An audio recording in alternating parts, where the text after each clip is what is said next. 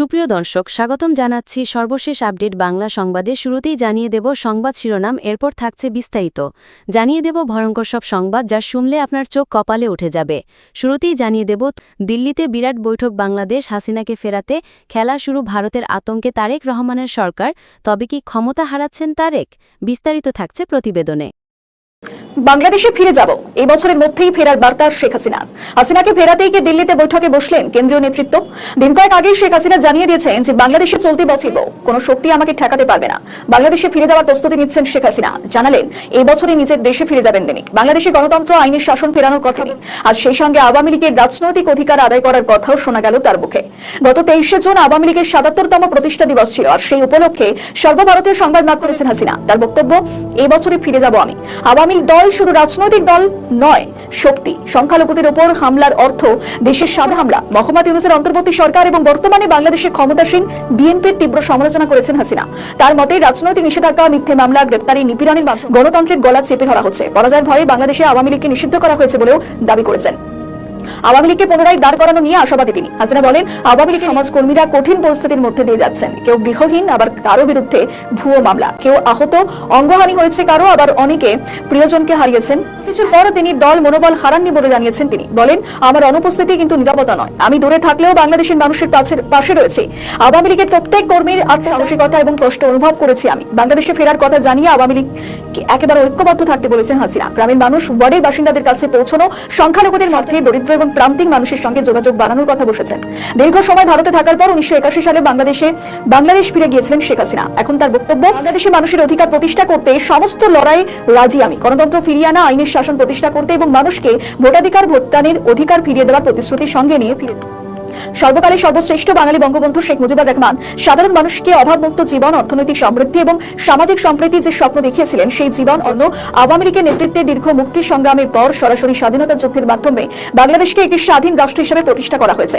স্বাধীনতার পর জাতীয় মুক্তি অর্জন লক্ষ্য পূরণের জন্য একের পর এক উদ্যোগ নেন বঙ্গবন্ধু। মাত্র 3.5 বছরের মধ্যে আন্তর্জাতিক এবং অভ্যন্তরীণ বহুমাত্রিক ষড়যন্ত্র মোকাবিলা করেও স্বাধীনতার সুফল জনগণে পৌঁছে দেওয়ার কাজ প্রায় সম্পন্ন করেছিলেন বঙ্গবন্ধু। কিন্তু মুক্তিযুদ্ধের পরাজিত আন্তর্জাতিক কূটনৈতিক শক্তি এবং দেশের অভ্যন্তরে থাকা স্বাধীনতা বিরোধীরা যখন বুঝতে পারলো তাদের অপপ্রয়াস ছিন্ন করে দেশের সাধারণ মানুষের কাছে স্বাধীনতার সুফল পৌঁছে দেওয়ার যাবতীয় উদ্যোগ প্রায় গুছিয়ে এনেছেন বঙ্গবন্ধু, তখনই তারা তাকে সপরিবারে হত্যার মাধ্যমে সদ্য স্বাধীন বাংলা অনাথ করে ফেলে। এরপর উগ্রবাদী চক্র এবং স্বৈরাচারীর একজোট হয়ে দেশ পুনর্গঠনের জন্য বঙ্গবন্ধুর গৃহীত যাবতীয় উদ্যোগকে বাতিল করে জঙ্গিবাদ, সহিংসতা এবং সামাজিক দৃষ্টি করে দেশের মানুষের জীবন দুর্বিষহ করে তোলে। আজ ফের বাংলাদেশে দুঃসময় প্রয়োজন শেখ হাসিনার মতো শক্তিশালী নেত্রীর, যিনি একার কাঁধে দেশে গণতন্ত্র প্রতিষ্ঠা করবেন। আরও জানিয়ে দেব, আওয়ামী লীগ একটি ইতিহাস, তাকে মুছে ফেলা যায় না। অবৈধ তারক সরকারের আমলে সুইস ব্যাংকে টাকা পাচার বেড়েছে 41%। এখন এই টাকা কারা পাচার করছে? প্রশ্ন শেখ হাসিনার। বিস্তারিত থাকছে প্রতিবেদনে। আমরা দেখলাম সুইস ব্যাংকে নাকি বাংলাদেশের মানুষের টাকা 41% ডিপোজিট বেড়ে গেছে মাত্র এই 1.5 বছরের মধ্যে। কি পরিমাণ লুটপাট করে গেছে আপনারা একবার চিন্তা করে দেখেন। আওয়ামী লীগ কারো পকেট থেকে জন্মগ্রহণ করে নাই, অবৈধ ক্ষমতা দখলকারী থেকে জন্ম পায়নি। আওয়ামী লীগ মাটির মানুষের অধিকার আন্দোলনের সংগ্রামের মধ্যে দিয়ে গড়ে উঠেছে। সেটা হচ্ছে সবচেয়ে বড় তাদের সঙ্গে আমাদের তফাৎ, যে কারণে আওয়ামী লীগ জনগণের প্রতি একটা দায়িত্ব বোঝাচ্ছে। আমরা গণতন্ত্র প্রতিষ্ঠা করেছি, ভোটের অধিকার মানুষের হাতে ফিরিয়ে দিয়েছি, আমরা ন্যায় বিচার প্রতিষ্ঠা করেছি। কিন্তু আজকে কি হচ্ছে? কোনো বিচার নাই, পুলিশের সাহায্য নিতে পারে না। পুলিশের কাজ আর সরকারের কাজ একটাই, আমাকে ধ্বংস করা, আওয়ামী লীগের নেতাকর্মীকে মারা, তাদের বাড়িঘর লুট করা, তাদের হয়রানি করা। এই একটা কাজে তারা পারদর্শিতা দেখাচ্ছে। আবার আওয়ামী লীগ নিষিদ্ধ করে, আওয়ামী লীগ নিষিদ্ধ করার সঙ্গে না, কারণ আওয়ামী লীগ শুধু একটা রাজনৈতিক দল না, আওয়ামী লীগ একটা ইতিহাস। আওয়ামী লীগ এই দেশ স্বাধীন করেছে জাতির পিতা বঙ্গবন্ধু শেখ মুজিবের নেতৃত্বে, তাকে কেউ শেষ করানো, ধ্বংস করতে পারে না। আমি ধন্যবাদ জানাই আমাদের প্রবাসীদের, যা আপনারা এই আওয়ামী লীগের সম্মান অনেক উঁচুতে ধরে রেখেছেন। যারা নির্যাতিত, নিগৃহীত, কারাগারে মানবীয় জীবনযাপন করছে, তাদের সবাই সাহায্য করে যাচ্ছেন। এইটুকু না করলে আমাদের আওয়ামী লীগের নেতা কর্মীদের জন্য বেঁচে থাকাই কষ্টকর হতো। তবে আপনাদের কাছে একটা আন্তর্জাতিক পর্যায়ে ইউনুস আমাদের নামে মিথ্যা অপবাদ ছড়িয়ে, তার টাকার অভাব নাই, সে যত টাকা বেড়ে রেখেছে, আর তাছাড়া ডিপ স্টেটের টাকা, এই যে অপপ্রচার এখনো চলে। কাজে তার আসল চেহারা এবং বাংলাদেশের সত্যিকার কি ঘটে যাচ্ছে সেগুলো একটু মানুষের সাথে প্রচার করা।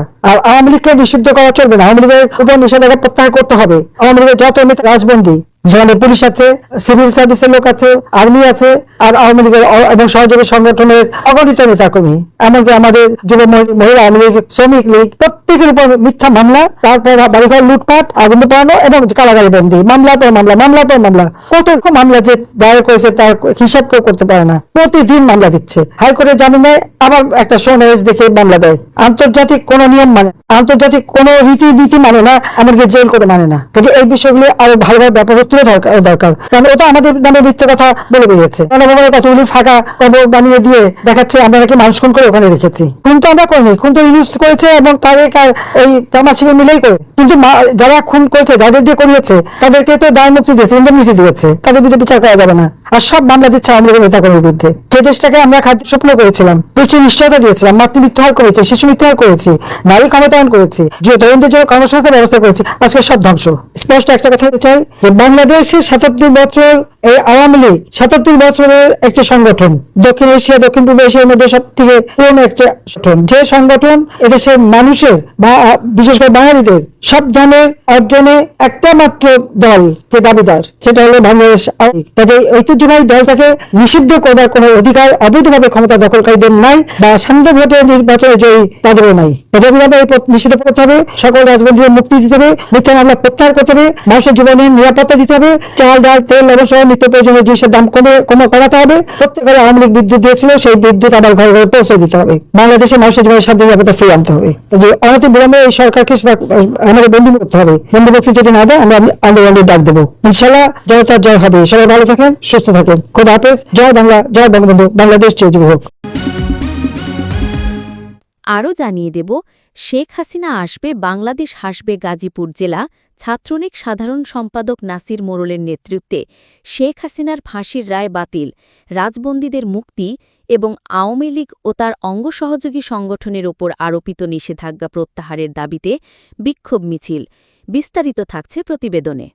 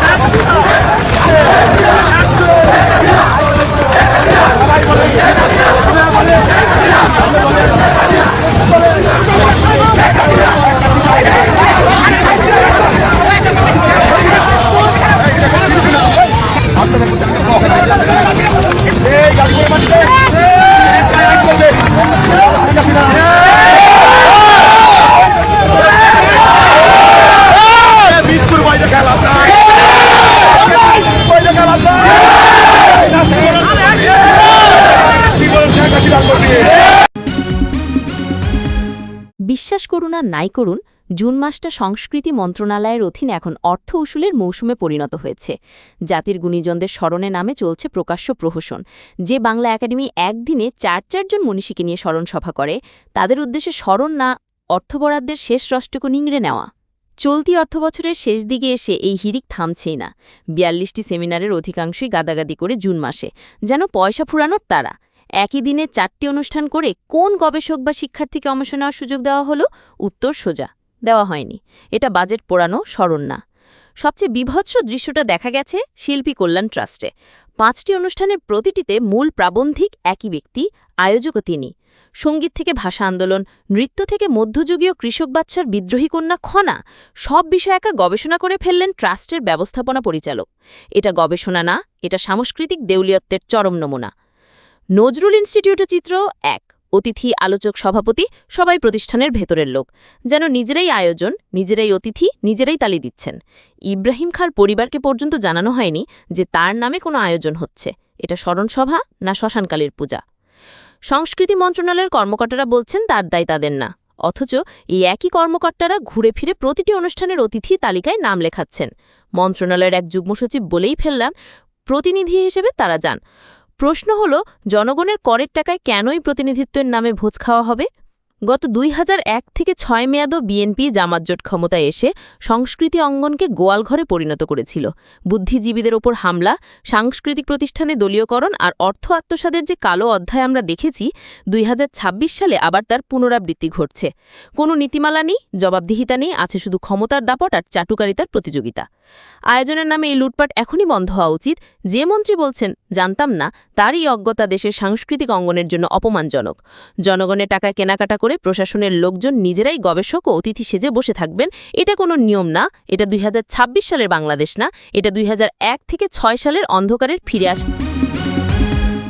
এদিকে ইসলামী বিশ্ববিদ্যালয়ের ইবি বৈষম্য বিরোধী ছাত্র আন্দোলনের অন্যতম শীর্ষ নেতা ও যুগ্ম সদস্য সচিব বাঁধন বিশ্বাস স্পর্শের বিরুদ্ধে এক অসহায় বিধবা নারীর চায়ের দোকানির টাকা আত্মসাৎ ও বকেয়া বিল না দিয়ে উধাও হয়ে যাবার এক চরম অমানবিক অভিযোগ সামনে এসেছে। সম্প্রতি বিশ্ববিদ্যালয়ের আনাস হল সংলগ্ন লিচু বাগান এলাকার ওই নারী চায়ের দোকানির কান্নাজড়িত একটি ভিডিও সামাজিক যোগাযোগ মাধ্যমে ব্যাপকভাবে ছড়িয়ে পড়লে বিষয়টি বিশ্ববিদ্যালয় প্রশাসন সহ সাধারণ শিক্ষার্থীদের নজরে আসে। গণ অভ্যুত্থানের পর বিতর্কিত নানা কর্মকাণ্ডের মাধ্যমে রাতারাতি প্রভাব ও প্রতিপত্তি অর্জন করা বাঁধন বিশ্বাসের এমন আচরণে ক্যাম্পাসের ভেতরে ও বাইরে তীব্র ক্ষোভের সৃষ্টি হয়েছে। ভুক্তভোগী ও স্থানীয় সূত্রে জানা যায়, কোনো একটি কারণে ওই নারী চায়ের দোকানটি বন্ধ হয়ে গেলে বৈছা নেতা বাঁধন বিশ্বাস তার রাজনৈতিক প্রভাব খাটিয়ে দোকানটি পুনরায় খোলার ব্যবস্থা করে দেন। পরবর্তীতে গত ঈদুল ফিতরের সময় একদিনের জন্য বলে উপকারের প্রতিদান হিসাবে ওই বিধবা নারীর কাছ থেকে ৫,০০০ টাকা ধার নেন বাঁধন। এরপর একাধিকবার টাকা ফেরত দেওয়ার তারিখ পরিবর্তন করলেও আজ পর্যন্ত তিনি সেই অর্থ পরিশোধ করেননি। সর্বশেষ ২০ জুন টাকা দেওয়ার চূড়ান্ত প্রতিশ্রুতি থাকলেও তিনি তা রাখেননি। উল্টো দোকানে খাওয়া নাস্তার ২৩০ টাকার বকেয়া বিলও পরিশোধ না করে মুঠোফোন বন্ধ করে আত্মগোপনে চলে গেছেন। ভাইরাল হওয়া ভিডিওতে কান্নাজড়িত কণ্ঠে ওই অসহায় নারীকে বলতে শোনা যায়, বাঁধন আমার কাছ থেকে ৫,০০০ টাকা হাওলাত নিয়েছে। ও বলেছিল, খালা আমি আপনার দোকান খুলে দিয়ে উপকার করেছি, আমারও একটু উপকার করেন। আজ দেয় কাল দেয় করে একটা টাকাও দেয় নাই। আমার দোকানে তো ৫,০০০ টাকার মালই থাকে না। আমি অনেক মামাদের জানাইছি, তারা বলছে খালা আমরা তো ওর সঙ্গে পারি না, আপনি প্রক্টর স্যারের সাথে কথা বলেন। তিনি আরও আক্ষেপ করে বলেন, আজ তার স্বামী বেঁচে থাকলে হয়তো ক্যাম্পাসের বুকে একজন ছাত্রনেতার কাছে এভাবে প্রতারিত হতে হতো না। এ বিষয়ে জানতে অভিযুক্ত ছাত্রনেতা বাঁধন বিশ্বাস স্পর্শের মুঠোফোনে একাধিকবার যোগাযোগের চেষ্টা করা হলেও তার ফোনটি বন্ধ পাওয়া যায়। বিশ্ববিদ্যালয়ের প্রক্টর অধ্যাপক ডক্টর শাহিনুজ্জামান জানিয়েছেন, বিষয়টি আমরা সামাজিক যোগাযোগ মাধ্যমে দেখেছি, তবে এখনও কোনো লিখিত অভিযোগ পাইনি। লিখিত অভিযোগ পেলে ঘটনাটি তদন্ত করে সে অনুযায়ী আইনি ব্যবস্থা নেওয়া হবে। উল্লেখ্য, বাঁধন বিশ্বাসের বিরুদ্ধে এর আগেও ক্যাম্পাসে একাধিক গুরুতর ও চাঞ্চল্যকর অপরাধের অভিযোগ রয়েছে। সম্প্রতি ফেসবুকে মন্তব্যের জেরে এক জুনিয়র শিক্ষার্থীকে লাঞ্ছিত করা এবং হলের সিট কেটে দেওয়ার হুমকি দেওয়ার অভিযোগ রয়েছে তার বিরুদ্ধে। এছাড়া নিজের বিভাগের এক নারী শিক্ষার্থীর ফর্ম পূরণের টাকা আত্মসাৎ এবং সেই ঘটনার জেরে ওই শিক্ষার্থী ও তার স্বামীকে হুমকি দেওয়ার বিষয়টিও ক্যাম্পাসে বহুল আলোচিত। এমনকি জাতীয় নির্বাচনের আগে ইবিতে আয়োজিত জাতীয় ছাত্রশক্তির একটি কর্মসূচিতে বাধা দিয়ে অনুষ্ঠানস্থলের চেয়ার ও বৈদ্যুতিক তার চুরি করে সাদ্দাম হোসেন হলের গেস্ট রুমে আটকে রাখার অভিযোগও রয়েছে তার বিরুদ্ধে। একের পরের বিতর্কিত ও অনৈতিক কর্মকাণ্ডের কারণে ইতিপূর্বেই তাকে পূজা উদযাপন পরিষদ এবং জেলা সমিতি থেকেও বহিষ্কার করা হয়েছে। ৫ আগস্ট পরবর্তী বাংলাদেশের রাজনৈতিক পরিমণ্ডলে গড়ে ওঠা নতুন নতুন দল এবং সামাজিক সংগঠনের নেপথ্য নিয়ন্ত্রণ নিয়ে এক বিস্ফোরক মন্তব্য করেছেন জ্যেষ্ঠ সাংবাদিক ও রাজনৈতিক বিশ্লেষক আনিস আলমগীর। তার দাবি, সাম্প্রতিক সময় জুলাই শব্দ বা চেতনাকে কেন্দ্র করে দেশে যতগুলো সংগঠন আত্মপ্রকাশ করেছে সেগুলো সিংহভাগই মূলত বাংলাদেশ জামায়াতে ইসলামীর সাথে ওতপ্রোতভাবে সম্পর্কিত। একই সঙ্গে ছাত্র সমাজের আন্দোলনের মধ্য দিয়ে গড়ে ওঠা জাতীয় নাগরিক পার্টি বা এনসিপিকে জামায়াতের বি টিম হিসেবে আখ্যায়িত করেছেন তিনি। সম্প্রতি কালের কণ্ঠ মাল্টিমিডিয়ার জনপ্রিয় টক শো কালের সংলাপে অংশ নিয়ে তিনি এই চাঞ্চল্যকর বক্তব্য দেন। টক শোতে আলোচনা চলাকালীন আনিস আলমগীর দেশের বর্তমান রাজনৈতিক দলগুলোর মেরুকরণ তুলে ধরে বলেন, জুলাই নাম দিয়ে বর্তমানে যত সংগঠন রাজপথে কাজ করছে তাদের বেশিরভাগই জামায়াতে ইসলামীর লক্ষ্য ও উদ্দেশ্য বাস্তবায়নে কাজ করছে। সাধারণ চোখে মনে হতে পারে এগুলো হয়তো বিএনপির সমর্থক, কিন্তু বাস্তবে এরা বিএনপির সাথে সম্পর্কিত নয়। এমনকি এদের অফিসিয়াল ফেসবুক পেজগুলো পর্যবেক্ষণ করলে দেখা যায় এরা প্রতিনিয়ত বিএনপিকে উদ্দেশ্য করে বিভিন্ন ধরনের নেতিবাচক প্রচারণা ও গালাগাল করছে। নতুন রাজনৈতিক শক্তি জাতীয় নাগরিক পার্টি এনসিপি গঠনের প্রেক্ষাপট টেনে এই প্রবীণ সাংবাদিক আরও বলেন, এনসিপি যখন গঠিত হয়েছিল তখন দেশের মানুষ ভেবেছিল একটি ফ্রেশ মাইন্ড বা সম্পূর্ণ নতুন মানসিকতা নিয়ে এর জন্ম হয়েছে। স্বৈরাচার বিরোধী গণ আন্দোলনে আমাদের ছাত্র সমাজ যে অসামান্য বীরত্বপূর্ণ ভূমিকা রেখেছে, তাদের হাত ধরে একটি নতুন সমাজ ও আধুনিক রাজনৈতিক চিন্তাধারা তৈরি হবে, এমনটাই প্রত্যাশা ছিল। কিন্তু সময়ের ব্যবধানে কার্যকারিতার দিক থেকে স্পষ্ট হয়ে গেছে যে এরা আসলে জামায়াতেরই আরেকটি উইং বা বি টিম। তিনি উল্লেখ করেন, এই সংগঠনের সামনের সারিতে থাকা সিংহভাগ ব্যক্তি কোনো না কোনো সময় ইসলামী ছাত্র শিবির কিংবা জামায়াতের রাজনীতির সাথে সরাসরি যুক্ত ছিলেন। আনিস আলামগীর সতর্ক বার্তা দিয়ে বলেন, জামায়াতে ইসলামী বর্তমানে নানামুখী সামাজিক ও রাজনৈতিক সংগঠনের ছদ্মবেশে তাদের কার্যক্রম পরিচালনা করছে, যা সাধারণ মানুষের পক্ষে সহজে বোঝা সম্ভব নয়। তিনি বলেন, এগুলো এমনভাবে বিভিন্ন স্তরে ফিল্টার বা রূপ পরিবর্তন করে মাঠে নামে যে সাধারণ কেউ প্রথম দেখায় বুঝতে পারবে না এগুলো আসলে জামায়াতের অংশ কিনা। নাম ব্যবহার করে তৈরি হওয়া এসব সংগঠন মূলত জামায়াতের উইং হিসেবেই ভেতরে ভেতরে কাজ করে যাচ্ছে। কলকাতায় বাংলাদেশের উপ হাইকমিশনার পদে চলতি মাসেই দায়িত্ব নিতে আসছেন সে দেশের বিদেশ মন্ত্রকের অফিসার মোহাম্মদ খালেদ। তিনি বর্তমানে চীনের কুনমিংয়ে বাংলাদেশের কনসেল জেনারেলের পদে দায়িত্ব পালন করছেন। বাংলাদেশ সরকারের অনুরোধে ভারত সরকার তার নিয়োগ অনুমোদন করেছে বলে সরকারি সূত্রে খবর। কলকাতা হল বাংলাদেশের প্রথম হাইকমিশন অফিস।